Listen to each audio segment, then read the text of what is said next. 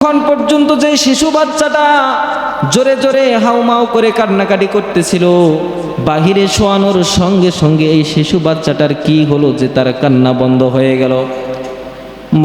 Abdul Muttalib বলেন, একটু পরেই মুহাম্মদের চোখের দিকে আমি তাকাইলাম, চোখের দিকে তাকায়া দেখি মুহাম্মদ আসমানের তারকা এবং আসমানের চন্দ্রর দিকে তাকিয়ে আছে, আর আসমানের চন্দ্র আর তারকাগুলো মুহাম্মদের হাতের ইশারায় লাপালাপি করে আসমানের চন্দ্র আর তারকা দিয়ে যেন মুহাম্মদ সাল্লাল্লাহু আলাইহি ওয়াসাল্লাম যেন খেলতেছে। ঘরের বউ আমিনা ঘরের মধ্যে মন মালিনতা হয়ে মন খারাপ করে বসে আছে। আমি আমিনাকে ডাক দিয়ে বললাম, কি ব্যাপার বৌমা, তুমি মন খারাপ করো কেন? আমিনা বলে, বাবা, আপনার নাতি দুনিয়ার জমিনে পদার্পণ করেছে, এই দুনিয়ার জমিনে ভূমিষ্ঠ হয়েছে।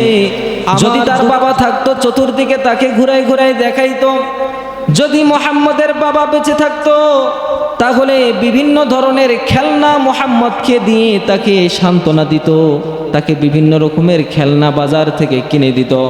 আব্দুল মুত্তালিব বলে, আমিনা তুমি কি বলো যে মুহাম্মদের বাবা যদি মুহাম্মদকে দুনিয়ার জমিনে খেলনা নিয়ে দিত, সর্বোচ্চ খেলনা দিত, মাটির খেলনা, প্লাস্টিকের খেলনা, আল্লাহ পাক রব্বুল আলামিন তো এই মুহাম্মদের জন্য আসমানের তারকা আর আসমানের চন্দ্র মুহাম্মদের জন্য এই জমিনে খেলনা বানিয়ে দিয়েছে আলামিন।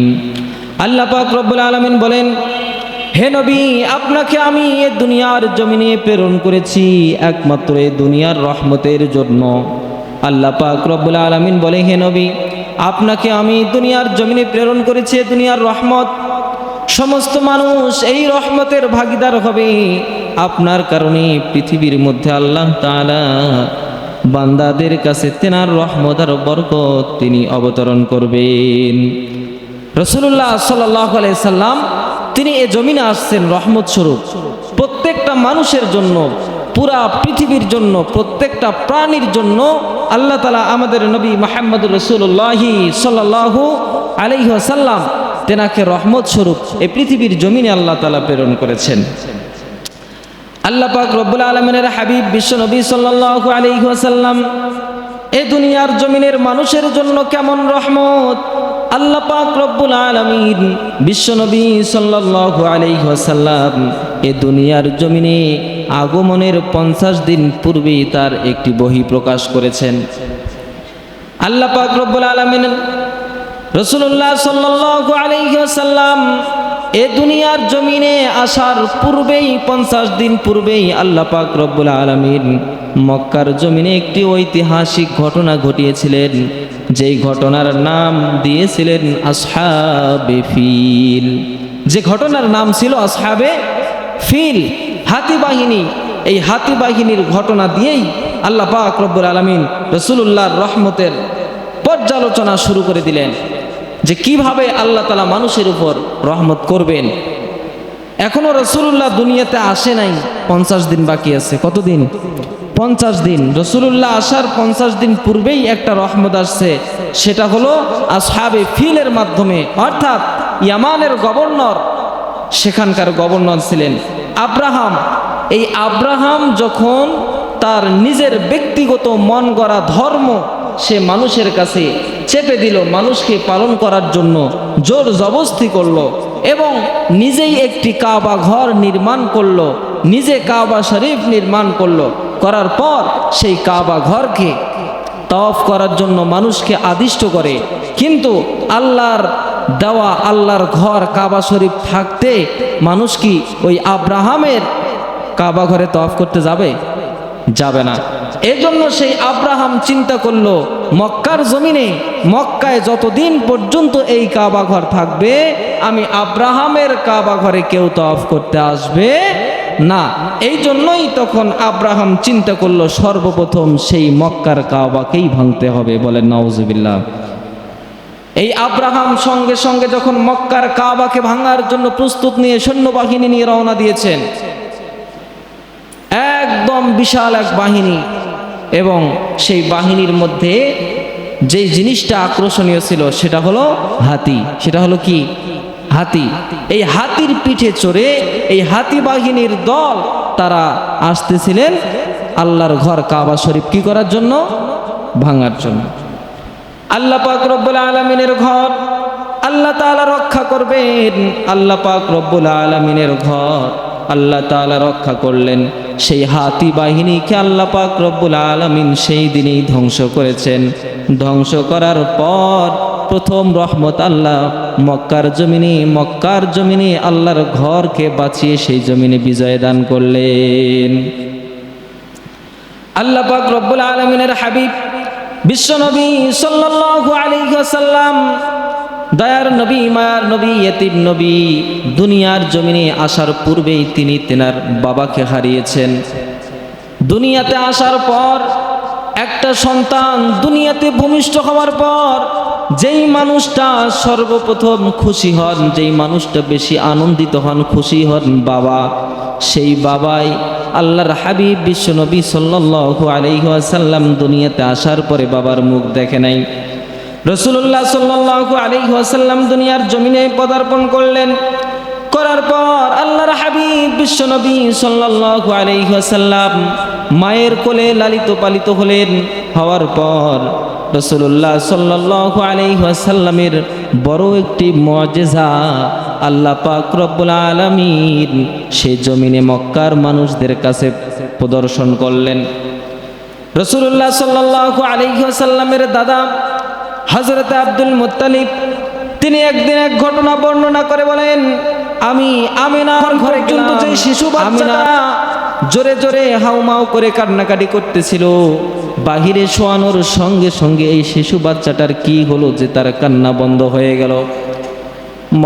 আব্দুল মুত্তালিব বলেন, একটু পরেই মুহাম্মদের চোখের দিকে আমি তাকাইলাম। চোখের দিকে তাকায়া দেখি মুহাম্মদ আসমানের তারকা এবং আসমানের চন্দ্রর দিকে তাকিয়ে আছে। আর আসমানের চন্দ্র আর তারকাগুলো মুহাম্মদের হাতের ইশারায় লাপালাপি করে আসমানের চন্দ্র আর তারকা দিয়ে যেন মুহাম্মদ সাল্লাল্লাহু আলাইহি ওয়াসাল্লাম যেন খেলতেছেন। সুবহানাল্লাহ। আসমানের তারকা দিয়ে, আসমানের চন্দ্র দিয়ে মুহাম্মদ সাল্লাল্লাহু আলাইহি ওয়াসাল্লাম এই দুনিয়ার জমিনে শুয়ে শুয়ে খেলা করতেছে। কি করতেছে? খেলা করতেছে। আব্দুল মুত্তালিব বলে, একটু পরে যখন দেখলাম মুহাম্মদের মা আমার ঘরের বউ আমিনা ঘরের মধ্যে মন মালিনতা হয়ে মন খারাপ করে বসে আছে। আমি আমিনাকে ডাক দিয়ে বললাম, কি ব্যাপার বৌমা, তুমি মন খারাপ করো কেন? আমিনা বলে, বাবা আপনার নাতি দুনিয়ার জমিনে পদার্পণ করেছে, এ দুনিয়ার জমিনে ভূমিষ্ঠ হয়েছে, আমার দুঃখ লাগতেছে এটাই। আপনার নাতি সে তার জীবনে বাবার মুখ দেখতে পেল না। এই বাচ্চাটা যখন হাঁটি হাঁটি পা পা করে একটু বড় হয়ে গেল, আমেনা বলে, বাবাজি আমার এই সন্তানকে মক্কার অলি গলিতে নিয়ে ঘোরাফেরার মতো কোনো লোক নাই। যদি তার বাবা থাকতো চতুর্দিকে তাকে ঘুরাই ঘুরাই দেখাইতো। যদি মুহাম্মদের বাবা বেঁচে থাকতো তাহলে বিভিন্ন ধরনের খেলনা মুহাম্মদকে দিয়ে তাকে সান্ত্বনা দিত, তাকে বিভিন্ন রকমের খেলনা বাজার থেকে কিনে দিত। আব্দুল মুত্তালিব বলে, আমিনা তুমি কি বলো যে মুহাম্মদের বাবা যদি মুহাম্মদকে দুনিয়ার জমিনে খেলনা নিয়ে দিত, সর্বোচ্চ খেলনা দিত, মাটির খেলনা, প্লাস্টিকের খেলনা, আল্লাহ পাক রব্বুল আলামিন তো এই মুহাম্মদের জন্য আসমানের তারকা আর আসমানের চন্দ্র মুহাম্মদের জন্য এই জমিনে খেলনা বানিয়ে দিয়েছে। আসমানের তারকা, আসমানের চন্দ্র মুহাম্মদ সাল্লাল্লাহু আলাইহি সাল্লামের জন্য খেলনা বানিয়ে দিয়েছে। যে আসমানের তারকা নিয়ে খেলা করতেছে কে? মুহাম্মদুর রাসূলুল্লাহ সাল্লাল্লাহু আলাইহি সাল্লাম। আমেনা যখন এই ঘটনা শুনল, শোনার পর আমেনা বলল, বাবা তাহলে আরো কিছু ঘটনা আপনাকে শোনাই।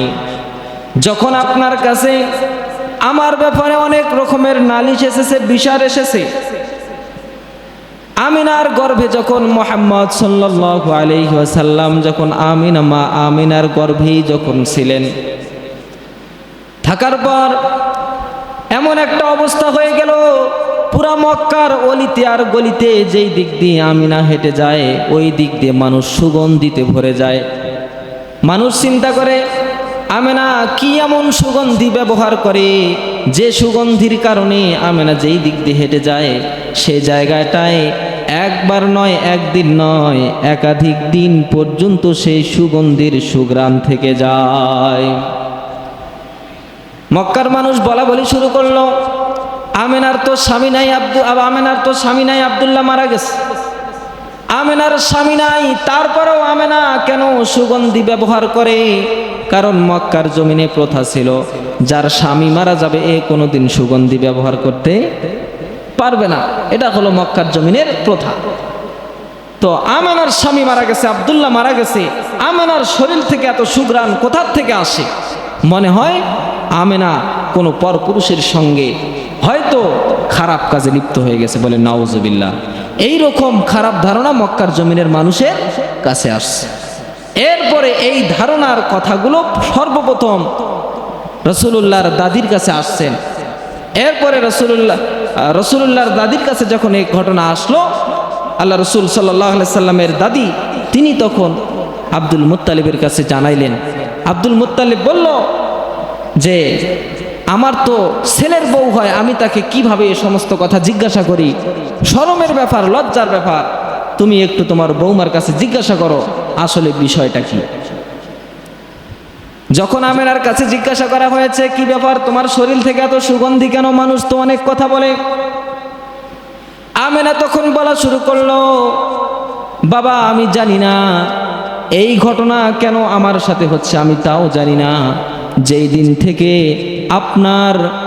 আপনার সন্তানের পুত্র, আপনার এই বংশের নক্ষত্র যেই দিন থেকে আমার পেটে ধারণ হয়েছে সেই দিন থেকেই আমার সাথে একটা অলৌকিক ঘটনা ঘটে যায়। আমেনা বলেন, বাবা মুহাম্মদ যখন আমার গর্ভে, আর এই গর্ভধারণ অবস্থায় যখন আমি মক্কার কূপের মধ্যে যখন পানি আনতে যখন যাই, যাওয়ার সময় মক্কার সাইটে যতগুলো গাছ আছে, বিল্ডিং আছে, সবগুলো মনে হয় আমাকে ডেকে ডেকে সালাম দিচ্ছে, আমেনা আসসালামু আলাইকুম। সুবহানাল্লাহ। কয় আমি যখন মক্কার গলি দিয়ে হেঁটে যাই পানি আনার জন্য, মনে হচ্ছে এই যে রাস্তা দিয়ে বিল্ডিংগুলো, রাস্তা দিয়ে গাছগুলো সবাই কেন জানি মনে হচ্ছে ঝুঁকে যাচ্ছে আমার দিকে আর আমাকে সালাম করতেছে। আমেনা বলে, বাবা শুধু তাই নয়, এই কূপের মধ্যে যখন আমি পানি আনতে যাই, কূপের সামনে দাঁড়াইতে দেরি হয়, আর কূপের ভিতরে যেই পানিগুলো আছে এই পানিগুলো সঙ্গে সঙ্গে আমি আমেনার বুক বরাবর পানি ভেসে যায়। পানি আর কূপের নিচে থাকে না, উপরে চলে আসে। কারণ নিচ থেকে যখন পানির বালতিটা তুলবে কষ্ট হবে কিনা, ওজন লাগবে কিনা, এইরকম আমি যেন পানি কূপ থেকে উঠাইতে না হয়, পানি আর কূপের নিচে থাকে না, সঙ্গে সঙ্গে পানি উপরে আসে আর আমি সহজেই পানিটা ভরে নিতে পারি।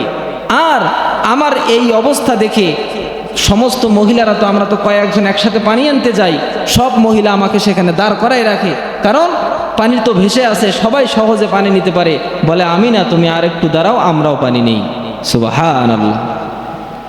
আমিনা বলে, বাবা শুধু তাই নয়, যখন এই কলসটা, পানি ভরা কলসটা যখন আমি কাঁধে নেওয়ার পর যখন রাস্তা দিয়ে যাই, ভরা কলস পানি নিয়ে বাড়িতে আসতেছি, মনে হয় আমার কোলে কোনো কলস নাই, একটা তুলার বালিশ নিয়ে আমি মনে হয় বাসায় ফিরলাম। এটা কি ঘটনা? এটা তো আমিও জানি না, আপনি তো আমাকে দোষারোপ করতেছেন। যেই দিন থেকে আপনার বংশের নক্ষত্র আমার পেটে ধারণ হয়েছে সেই দিন থেকেই আমার সাথে এরকম একটা অলৌকিক ঘটনা ঘটে যাচ্ছে। আল্লাহ পাক রব্বুল আলামিন এই জন্যই বললেন, ওয়ামা আরসালনাকা ইল্লা রাহমাতাল লিল আলামিন। আল্লাহ তাআলা রাসূলুল্লাহ সাল্লাল্লাহু আলাইহি সাল্লামকে এই দুনিয়ার জমিনে প্রত্যেকটা মানুষের জন্য, প্রত্যেকটা প্রাণীর জন্য, পুরা জগতের জন্য রহমত স্বরূপ পাঠিয়েছেন। সুবহানাল্লাহ। এই রহমতকে আমরা চিনতে পারি না। এই রহমত মক্কার জমিনের মানুষ চিনতে পারে নাই, তায়েফের মানুষ চিনতে পারে না। আল্লাহ পাক রব্বুল আলামিন এই জন্যই রাসূলুল্লাহ সাল্লাল্লাহু আলাইহি সাল্লামকে এই পুরা জমিনটাকে তেনার জন্য উন্মুক্ত করে দিয়েছেন। এই জন্য কবি বলেন, শুধু জুদাস রহমাতাল লিল আলামিন মসজিদে রুয়ে হামায়ে জমিন। মুহাম্মদ সাল্লাল্লাহু আলাইহি সাল্লামের জন্য এই জমিনটা হলো, মুহাম্মদ সাল্লাল্লাহু আলাইহি সাল্লামের কারণে এই জমিনটা সবার জন্য রহমত স্বরূপ, সবার জন্য করুণা স্বরূপ। আর এই পুরা পৃথিবীর পুরা জমিনকে আল্লাহ তাআলা মুহাম্মাদের জন্য মসজিদ বানিয়ে দিয়েছেন। সুবহানাল্লাহ। পুরা জমিনকে মুহাম্মদ সাল্লাল্লাহু আলাইহি সাল্লামের জন্য কি বানিয়ে দিয়েছেন? মসজিদ বানিয়ে দিয়েছেন। আল্লাহ পাক রব্বুল আলামিন বলেন, মুহাম্মদকে এমন রহমত স্বরূপ আমি দুনিয়াতে পাঠাইলাম, যে রহমত দুনিয়ার মানুষ যদি এই রহমতকে কেউ গ্রহণ করতে পারে, কিয়ামতের ময়দানে আল্লাহ পাক রব্বুল আলামিন মুহাম্মদ সাল্লাল্লাহু আলাইহি ওয়াসাল্লামের সঙ্গে তার জান্নাত নসিব করবেন, তার জান্নাত নসিব হয়ে যাবে। রাসূলুল্লাহ সাল্লাল্লাহু আলাইহি ওয়াসাল্লামের এরপর যখন রাসূলুল্লাহ আস্তে আস্তে বড় হওয়া শুরু হইল, বড় হওয়ার পূর্বে যখন রাসূলুল্লাহকে দুগ্ধপান করানোর জন্য যখন রাসূলুল্লাহকে হালিমাতুস সাদিয়া রাদিয়াল্লাহু তাআলা আনহার কাছে যখন দেওয়া হলো, মক্কার জমিনের প্রথা, সেখানকার প্রথা হলো যে একজনের বাচ্চাকে আরেকজন দুধ পান করায়। কি পান করায়? দুধ পান করায়। বিভিন্ন সমস্যার কারণে দেখা যাচ্ছে মায়ের কাছে দুধ পায় না, অথবা সেখানে কোনো সমস্যার কারণে সেই দুধে সমস্যা হয়, এই জন্য আর এক জায়গার মহিলা এসে আর এক জায়গার বাচ্চাকে কি পান করায়? দুধ পান করায়। এই দুধ পান করানোর জন্য 2 বছর 2.5 বছর তাদেরকে নেওয়া হয়। আর যারা ওই বাচ্চাদেরকে দুধ পান করাবে তাদেরকে বড় রকমের একটা রকম দেওয়া হয়, মূল্যায়ন করা হয়, তাদেরকে বড় রকম একটা প্রতিদান দেওয়া হয়। মক্কার দিকে যখন দুধ পান করানোর জন্য, বাচ্চা নেওয়ার জন্য একদল এক কাফেলা মহিলা যখন মক্কার দিকে আসতেছিল, আসার সময় সেই কাফেলার মধ্যে একজন ছিল যার নাম হলো হালিমাতুস সাদিয়া রাদিয়াল্লাহু তাআলা আনহা। হালিমাতুস সাদিয়া রাদিয়াল্লাহু তাআলা আনহা ছিলেন গরিব মানুষ, অনেক গরিব। তেনার কোলেও একটা সন্তান ছিল, শিশু বাচ্চা ছিল। হালিমাতুস সাদিয়া রাদিয়াল্লাহু তাআলা আনহা বলেন, আমি আমার ঘরে আমার সন্তান আর 2টা ছাগল আমি লালিত পালিত করি। আমার যে 2টা ছাগল আছে সেই ছাগল 2টাও শুকনা, কারণ আমার ছাগলকে সঠিকভাবে খাবার দিতে পারি না, যার কারণে ছাগলও শুকনা হয়ে গেছে, খুব দুর্বল। আর একটা গাধা আছে, যেই গাধার পিঠে আমরা চড়ে আহরণ করি, সেটাও দুর্বল। আমরাও অসহায়, দুর্বল। এই সব কিছু মিলেই যখন দেখলাম আমার নিজের বাচ্চাটাও আমার কাছে ঠিকভাবে দুধ পায় না, তারপরেও আমি বাচ্চা নেওয়ার জন্য মক্কার জমিনে গিয়েছি, কারণ আমার সংসার চালাইতে হবে। হালিমাতুস সাদিয়া বলেন, আমি চেয়েছিলাম আমার বাচ্চা খাক আর না খাক, আর একজনের বাচ্চা যখন আমি গোদ নিব, দুধ পান করানোর জন্য নিব, তাহলে সেখান থেকে যে পয়সাটা পাবো, সেখান থেকে যে রকমটা পাবো, সেটা দিয়ে আমি সংসার চালাবো। হালিমাতুস সাদিয়া রাদিয়াল্লাহু তাআলা আনহা সেই কাফেলার সঙ্গে মক্কার জমিনে যখন পদার্পণ করেন, তেনার গাধা ছিলেন অনেক দুর্বল, যার কারণে ধীরে ধীরে আসতে অনেক সময় লেগেছে। কাফেলার সকল মানুষ সবাই এক একটা করে বাচ্চা নিয়ে মক্কা থেকে বিদায় নিয়েছে। হালিমাতুস সাদিয়া সবার শেষে আসছে, যার কারণে বড় লোকের কোনো ছেলে সন্তান পায় নাই। কারণ সবাই তো আসি দেখছে কার বাড়ির কতগুলো সম্পদ, বড় লোক যারা তাদেরকে বেছে বেছে বাচ্চা নিছে, কারণ বড় লোকের বাচ্চা হলে আমার বিনিময় বেশি আসবে, তারা আমাকে মূল্যায়ন বেশি করবে।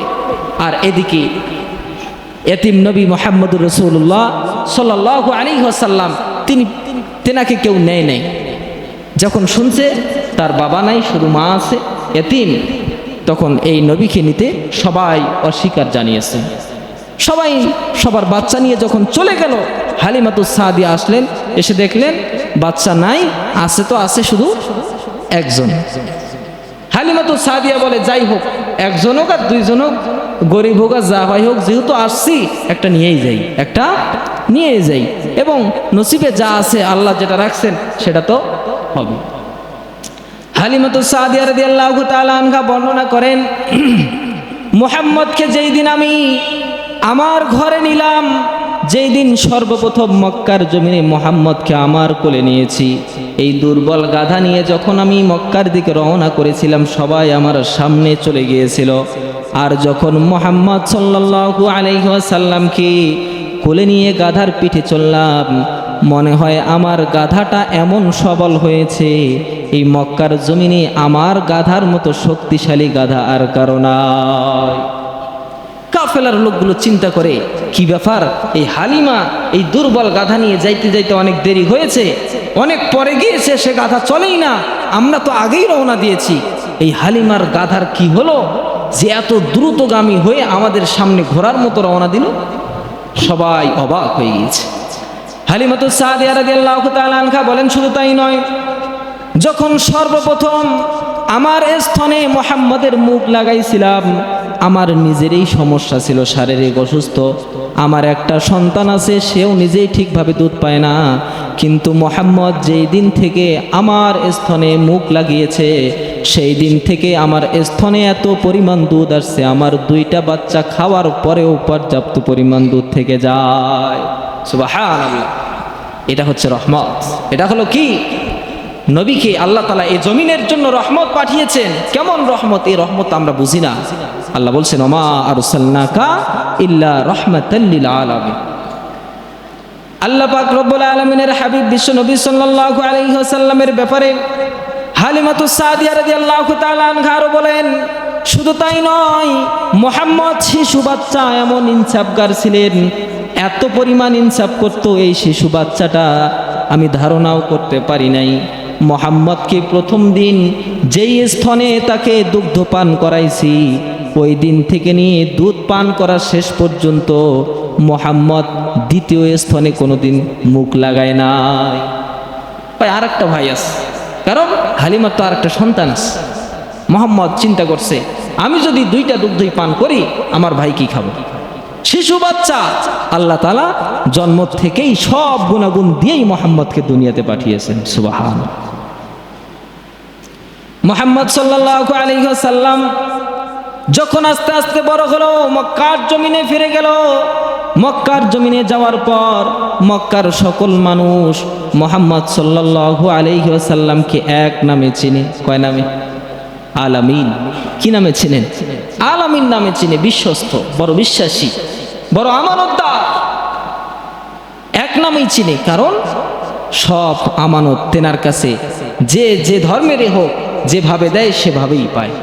এত ভদ্র, এত আমানতদার আর এত নরম কথার মানুষ মুহাম্মদের মতো মক্কার জমিনে আর কেউ এ কথার বিশ্বাস ইহুদি নাসারা সবাই করে ফেলবে। এই বিশ্বাস সকলের অন্তরে পয়দা হয়ে গেল। এবং শুধু তাই নয়, মুহাম্মদ সাল্লাল্লাহু আলাইহি সাল্লামের চাচা যিনি ছিলেন, যার নাম ছিল আবুল আহাব, এই আবুল আহাব মুহাম্মদ সাল্লাল্লাহু আলাইহি সাল্লামের জন্মের কথা শুনে, মুহাম্মদ সাল্লাল্লাহু আলাইহি সাল্লামের জন্মের কথা শুনে খুশি হয়ে তার দাসীকে মুক্ত করে দিয়েছিলেন। দাসীকে কি করে দিয়েছিলেন? মুক্ত করে দিয়েছিলেন।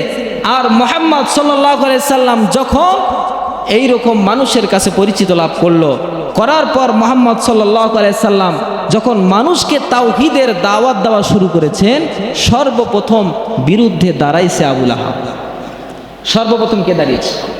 আবুল আহাব। মুহাম্মদুর রাসূলুল্লাহ সাল্লাল্লাহু আলাইহি ওয়াসাল্লাম মক্কার মানুষদেরকে ডাক দিলেন। পাহাড়ের উপরে দাঁড়িয়ে সকল মানুষকে ডাক দিয়ে বলেন, হে লোক সকল, আমি যদি তোমাদেরকে কোনো কথা বলি, কিছু কথা বলি, তোমরা বিশ্বাস করবানি? সমস্ত মানুষ বলল, হ্যাঁ অবশ্যই, কারণ মুহাম্মদ তোমার মুখ দিয়ে কোনোদিন আমরা মিথ্যা কথা শুনি নাই, অনৈতিক কথা শুনি নাই, অযথা কথা শুনি নাই, অবশ্যই তুমি যা বলবা তাই সত্য হবে। মুহাম্মদ সাল্লাল্লাহু আলাইহি ওয়াসাল্লাম তখন সঙ্গে সঙ্গে তাদেরকে বললেন, কুলু লা ইলাহা ইল্লাল্লাহ তুফলিহু, তোমরা লা ইলাহা ইল্লাল্লাহ বলো, সফল কাম হয়ে যাবে। সুবহানাল্লাহ। তোমরা কি বলো? লা ইলাহা ইল্লাল্লাহ। তোমরা যদি লা ইলাহা ইল্লাল্লাহ বলো, তাহলে তোমরা কি হয়ে যাবা? সফল কাম হয়ে যাবা, কামিয়াব হয়ে যাবা। সর্বপ্রথম সেই জায়গায় দাঁড়িয়ে গেল আবুল আহাব। কে দাঁড়িয়ে গেল? আবুল আহাব দাঁড়িয়ে গেল। আবুল আহাব দাঁড়িয়ে বলে তাব্বাত লাকা ইয়া মুহাম্মদ, বলে নাউজুবিল্লাহ, বলে হে মুহাম্মদ তুমি ধ্বংস হও। কাকে ধ্বংস হওয়ার দোয়া করতেছে? মুহাম্মদ। যে আবুল আহাব মুহাম্মদের জন্মের কথা শুনে নিজের খুশিতে নিজের দাসীকে সে মুক্ত করে দিয়েছিল, সে আবুল আহাব সর্বপ্রথম দাঁড়িয়ে গেল তাওহীদের দাওয়াতের কারণে। সর্বপ্রথম মুহাম্মদ সাল্লাল্লাহু আলাইহি সাল্লামের বিরুদ্ধে দাঁড়িয়ে গেল কে? আবুল আহাব। আবুল আহাব যখন বললেন তাব্বাত লাকা ইয়া মুহাম্মদ, আল্লাহ পাক রব্বুল আলামিন আবুল আহাবের এই কথার উত্তর দিয়েছেন, সূরাতুল লাহাব নামে সূরা নাজিল করে দিয়েছেন। তাব্বাত ইয়াদা আবি লাহাবিন ওয়া তাব। আল্লাহ বলছে আবুল আহাব তুমি ধ্বংস, তোমার হাত ধ্বংস, তুমি নিজেই ধ্বংস, তোমার পরিবার ধ্বংস।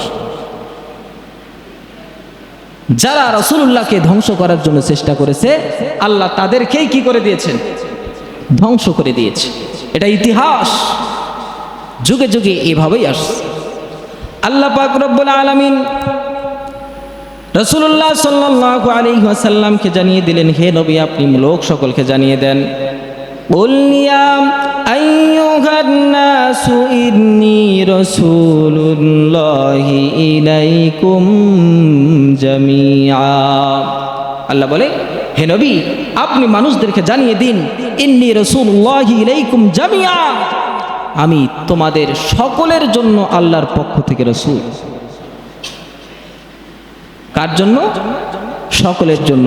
সেখানে কোনো ধর্ম ভেদাভেদের কথা বলা হয়নি, যে সকলের জন্য। আল্লাহ বলছেন ইলাইকুম জামিয়া, সকলের জন্য, সবার জন্য। আল্লাহ তাআলা মুহাম্মদ সাল্লাল্লাহু আলাইহি ওয়াসাল্লাম বলেন আমাকে তোমাদের সকলের জন্য নবী হিসাবে এখানে পাঠিয়েছে। আল্লাহ পাক রব্বুল আলামিন যখন এই আয়াত নাজিল করলেন, আল্লাহ রাসূল সাল্লাল্লাহু আলাইহি সাল্লাম যখন মক্কাবাসীকে যখন বললেন আমি তোমাদের নবী, তখন মক্কাবাসী এতক্ষণ যারা বলছিল যে মোহাম্মদ আল আমিন বিশ্বাসী, এখন সবাই মোহাম্মদকে মিথ্যুক বলা শুরু করছে। নাউজুবিল্লাহ বলবেন না, কি বলা শুরু করলো? মিথ্যুক।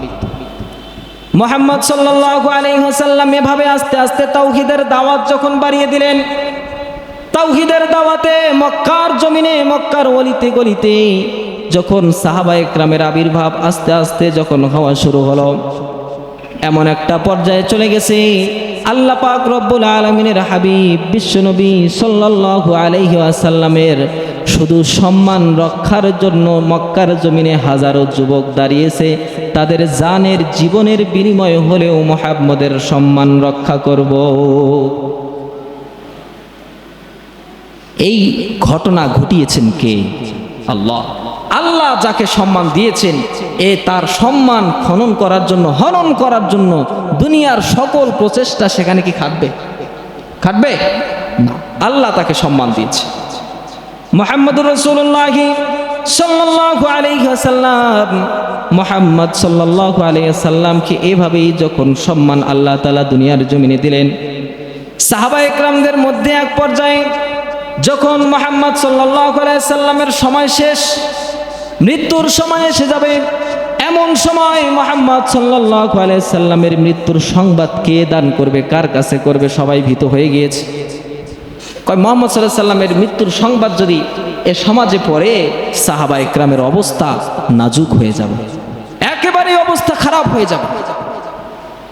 সর্বপ্রথম ভয় পেয়েছেন সাহাবায়ে কেরাম, এ খবর আবু বকর ওমরের কাছে কে পৌঁছাবে? ওমরের কাছে কে পৌঁছাবে? কারণ ওমরের কাছে যে পৌঁছাইবে মুহাম্মদ সাল্লাল্লাহু আলাইহি সাল্লামের মৃত্যু হয়েছে, মনে হয় সঙ্গে সঙ্গে ওমর রাগ হয়ে তার কল্লা ফালাই দিবে। কারণ মুহাম্মদ হযরত ওমর এ সংবাদ সহ্য করার মতো শক্তি ওমরের নেই। আল্লাহু আকবার। এমন এমন আশিকে রাসূল ছিলেন সাহাবায়ে কেরাম। মুহাম্মদ সাল্লাল্লাহু আলাইহি সাল্লাম যখন দুনিয়ার জমিন থেকে ইন্তেকাল করেছেন, ওমরের কাছে সংবাদ কে দিবেন? সর্বপ্রথম কে দিবে ওমরের কাছে সংবাদ? কেউ রাজি হয় না। হযরত আবু বকর সিদ্দিক রাদিয়াল্লাহু তাআলা আনহু ওমরের কাছে গিয়ে সংবাদ দিলেন। ওমরের কাছে গিয়ে বললেন, ওমর তুমি কি জানো না আল্লাহ তাআলা কোরআনুল কারীমের মধ্যে বলেছেন তোমাদের সকলেরই একদিন মৃত্যুর স্বাদ গ্রহণ করতে হবে। তোমাদের সকলকেই দুনিয়ার জমিন থেকে বিদায় নিতে হবে। ইন্নাহুম মাইয়িতুন, তোমাদের সকলকেই মৃত্যু বরণও করতে হবে। এবং যে আয়াত রাসূলুল্লাহর কাছে নাজিল হয়েছে, সে নবীকেও একদিন দুনিয়ার জমিন থেকে বিদায় নিতে হবে। ওমর বলে, আবু বকর তুমি কি বলতে চাও, স্পষ্ট বলো, কি বলতে চাও?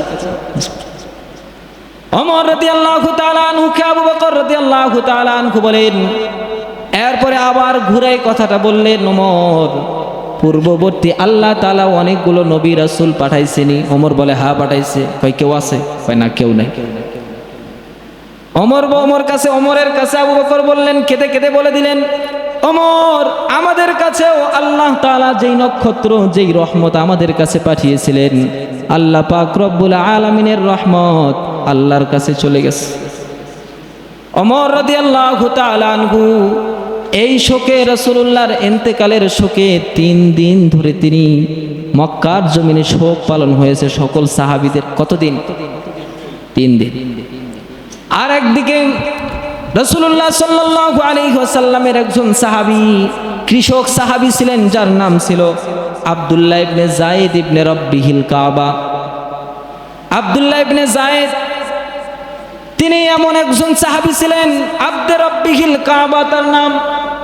এই সাহাবীর কাছে যখন, তিনি একজন কৃষক সাহাবী ছিল, এই সাহাবীর কাছে যখন সঙ্গে সঙ্গে রাসূলুল্লাহর মৃত্যুর সংবাদ গিয়েছে, সাহাবী কাজকর্ম বন্ধ করে আল্লাহর কাছে দোয়া করলেন, আল্লাহুম্মা ইযহাব বাসরি। আল্লাহর কাছে দোয়া করে, আল্লাহ আমার চক্ষু দৃষ্টিকে আপনি কেড়ে নিয়ে নেন, আমার চক্ষু দৃষ্টিকে আপনি কেড়ে নিয়ে নেন। কেন? আব্দুল্লাহ ইবনে যায়েদ আব্দে রব্বিহিল কাবা তিনি বলেন, হে আল্লাহ আমার এই দৃষ্টি শক্তিকে আপনি নিয়ে নেন। কেন? হাত্তা লা আরা বাদা হাবিবি, আজকের পর থেকে, এখনকার পর থেকে তো আমি এই চক্ষু দিয়ে আর মুহাম্মদ সাল্লাল্লাহু আলাইহি সাল্লামকে দেখতে পারবো না। আল্লাহু আকবার। যে চোখ দিয়ে মুহাম্মদ দেখা হবে না, সে চোখ দিয়ে আমি দুনিয়ার আর কোনো কিছুই দেখতে চাই না। আশিকে রাসূল, আশিকে রাসূল কারা? যারা নিজের সব কিছু, জান মাল সব কিছু রাসূলুল্লাহর জন্য বিলিয়ে দিতে সার্বক্ষণিক প্রস্তুত ছিলেন। আমরা কি আশিকে রাসূল দাবি করি? সুন্নত কতটুকু আছে আপনার কাছে? আপনি দেখেন, আপনি দেখেন আপনার কাছে কতটুকু রাসূলুল্লাহর সুন্নত আছে, রাসূলুল্লাহর দিন জিন্দার জন্য আপনি কতটুকু কাজ করেন।